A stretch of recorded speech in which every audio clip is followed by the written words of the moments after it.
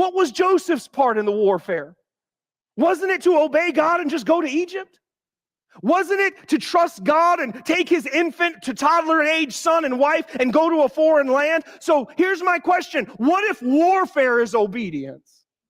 What if warfare is trust? What if it is calm, peace, joy, hope? What if it's loving God and believing in his love in difficult places to love and believe?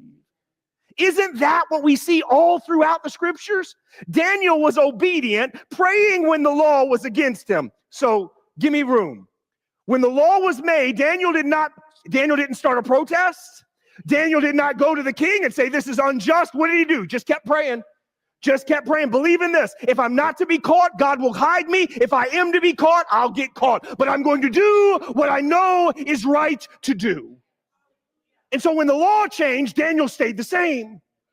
And what we find in Daniel is he was obedient, praying when the law was against him, and then calmly going into the lion's den. There was no kicking and screaming. There was no announcements of how unjust this was. Daniel even seems to try to put the king at ease. It is what it is. God will either keep me in here or he won't, but either way, I know who I belong to. The 3 Hebrew young men refused to bow, and they quietly went into a fiery furnace. Jesus told demons what to do, and they did it. And if you look closely at the language, he often quietly told them to be quiet and obey him. So what if warfare doesn't look at all like we've been told that it does? What if sleeping through a storm shows more power than shouting at the waves? If we're going to be like Jesus, don't we have to follow Jesus' example? Like, we've done a whole lot of foolishness that I've never seen Jesus do. I've done a whole lot of foolishness that I've never seen Jesus do because I got taught things that Jesus never taught.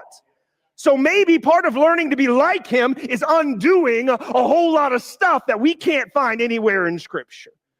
And so what if the weapons of my warfare are not carnal? Why do I keep using all my carnal stuff?